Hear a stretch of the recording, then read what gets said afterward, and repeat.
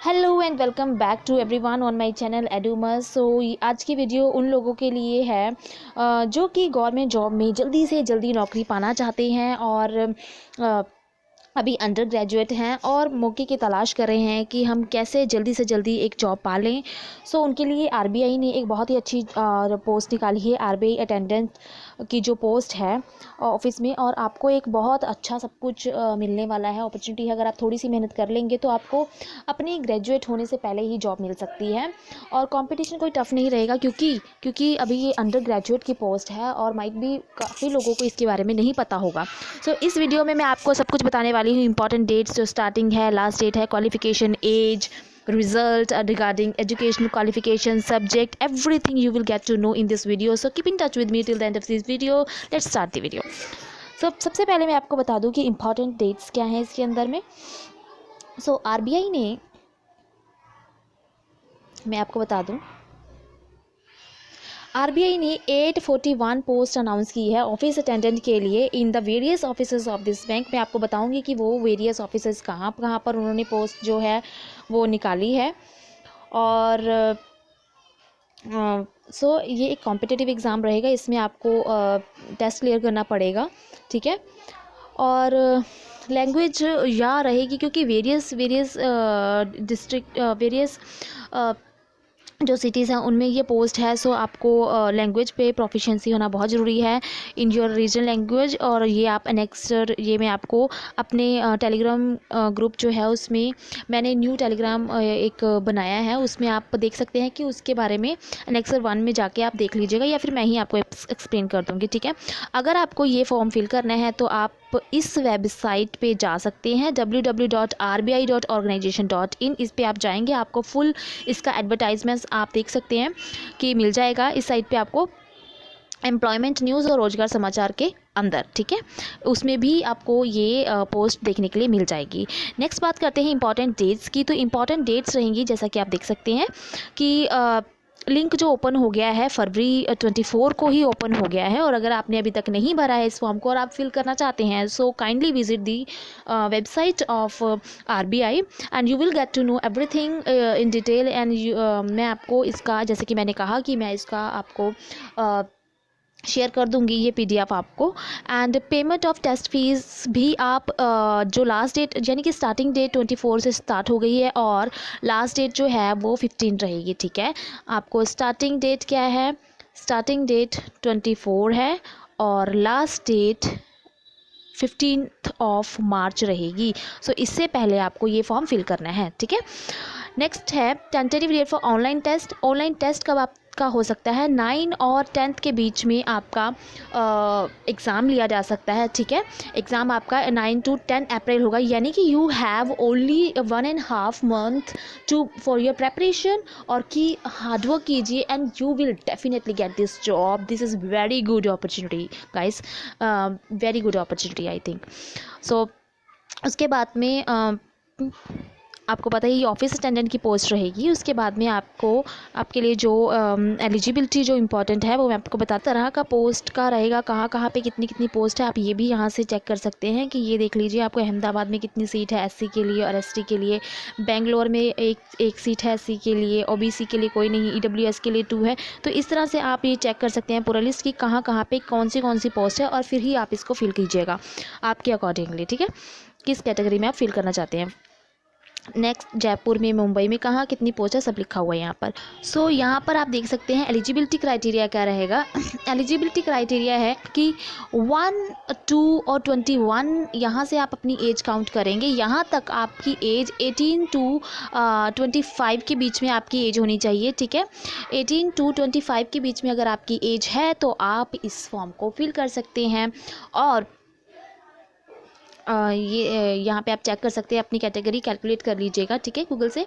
Now relaxations जो age हैं SC और एसटी के लिए अप टू 30 ईयर्स और ओबीसी के लिए up to 28 years and PWBD यानी कि जो पर्सन विद बेंचमार्क डिसेबिलिटी उनके लिए 10 year for general, EWS 13 year for OBC and 15 years for SC and ST के लिए है।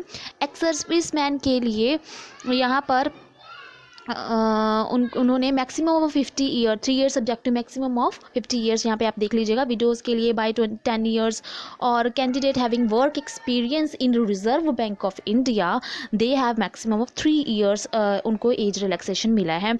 नाउ कास्ट का क्राइटेरिया भी आपको ये थोड़ा गो थ्रू करना पड़ेगा, आप तभी इसको फिल करेंगे। आप देखेंगे कि आपकी सिटी में इसकी, या आप जहाँ पे जॉब इसकी ले सकते हैं वहाँ पे इसकी कितनी सीट्स हैं, वहाँ की लैंग्वेज क्या है, सब आप चेक करके तभी इस फॉर्म को फिल करिएगा, ठीक है।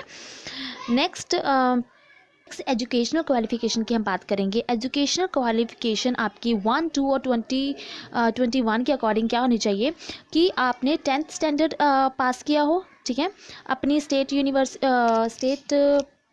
की जो भी है वहाँ से आपने क्लियर किया है, तो 10th आपकी होनी चाहिए, और ग्रेजुएट होने चाहिए। आप ग्रेजुएशन नहीं मांगे, उन्होंने अंडर ग्रेजुएट मांगे हैं। आपने 1, 2, 2021 के अकॉर्डिंग आप अंडर ग्रेजुएट हैं अगर, तो आप कर सकते हैं। बट एक यहाँ पे बात ध्यान देने वाली कि candidate possessing higher education are not eligible. So ये सिर्फ 10th टू अंडर ग्रेजुएट जो बच्चे हैं सिर्फ उन्हीं के लिए ये पोस्ट है, और पोस्ट ग्रेजुएट या जिन्होंने ग्रेजुएशन कर ली है ये उनके लिए पोस्ट नहीं है। सो आप अपने भाई बहन, अगर आप प्रेपरेशन कर रहे हैं तो आप अपने भाई बहन को, या आप जिसको भी लगवाना चाहते हैं तो आप उनकी हेल्प कर सकते हैं, ठीक है, ये उनके लिए।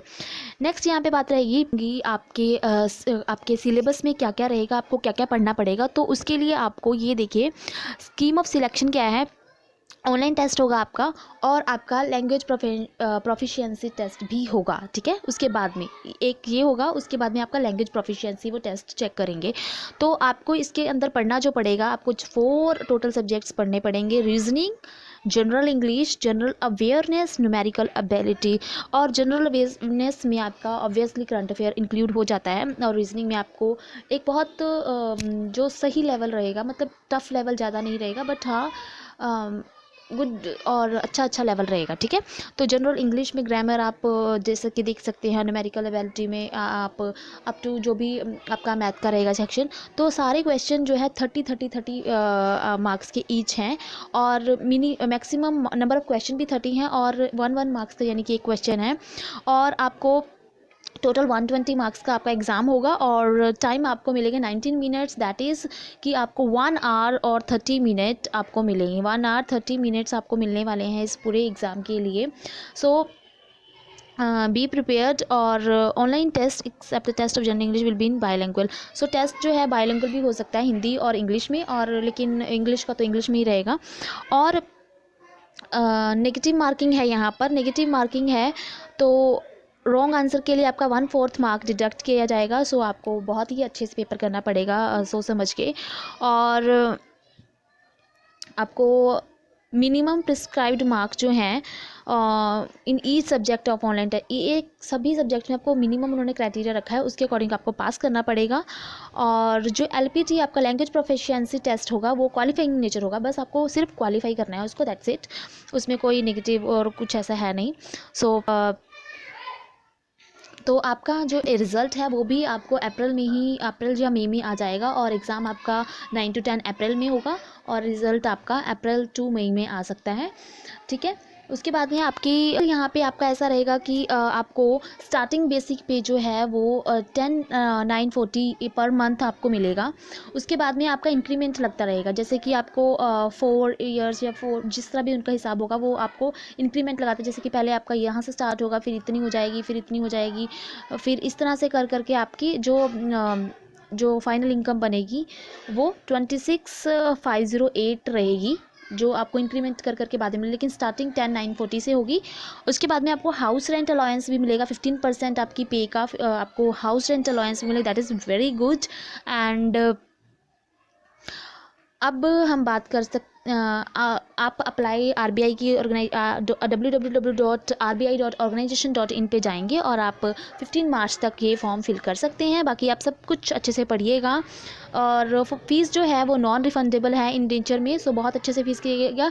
और पेमेंट क्या रहेगा कि 50 रुपीज़ है for SC ST PWD ex serviceman के लिए, और OBC EWS जनरल कैंडिडेट्स के लिए 450 का फ़ीस रहेगी इसकी, ठीक है। और जनरल रूल्स आप बहुत अच्छे से पढ़िएगा, अपना देखिएगा, अपने आपके सर्टिफिकेट के लिए उन्होंने क्या क्या जो भी क्राइटेरिया उन्होंने जो भी डिक्लेरेशन फॉर्म्स नीचे दे रखे हैं, आपने सब ने वो बहुत अच्छे से रीड करने। देखिए यहाँ पर बहुत बता रखा है कि आपकी फ़ोटोग्राफ का साइज़ क्या रहना है, सिग्नेचर कैसे रहना चाहिए, कैसे कैपिटल लेटर में लिखना है, जो भी है सो सब आप यहाँ से चेक कर सकते हैं।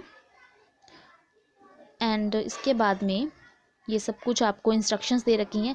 सो आपका लैंग्वेज प्रोफिशिएंसी टेस्ट इस तरह से रहेगा कि अहमदाबाद में आपकी वो गुजराती चेक करेंगे, भोपाल में हिंदी चेक करेंगे, किस किस सिटीज़ में कौन से सेंटर हैं, आप ये आप देख सकते हैं कहाँ कहाँ पे पोस्ट अवेलेबल है। न्यू दिल्ली में हिंदी है ना, जयपुर में हिंदी, हैदराबाद में तेलुगु, इस चीज़ का आपका लैंग्वेज प्रोफिशिएंसी का टेस्ट होगा।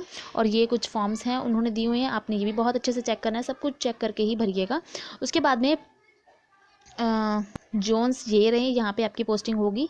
और सेंटर आपके कहाँ कहाँ बन सकते हैं, अगर आपका पेपर एग्ज़ाम होगा तो वो आपको आप यहाँ से देख लेना कि आपके यहाँ पे सेंटर बन सकते हैं। फॉर एग्जांपल हिमाचल प्रदेश के लिए बिलासपुर, हमीरपुर, कांगड़ा, मंडी, शिमला, सोलन, इना, इस तरह से आपके सेंटर बनेंगे। ठीक है, तो यहाँ से आप ये सब चेक कर लेना। सो इसी के लिए एलिजिबल हैं, प्लीज़ इसको फिल कर लीजिए। This is very good opportunity and इस तरह की अपॉर्चुनिटी आपको बार बार नहीं मिलती हैं। So thank you.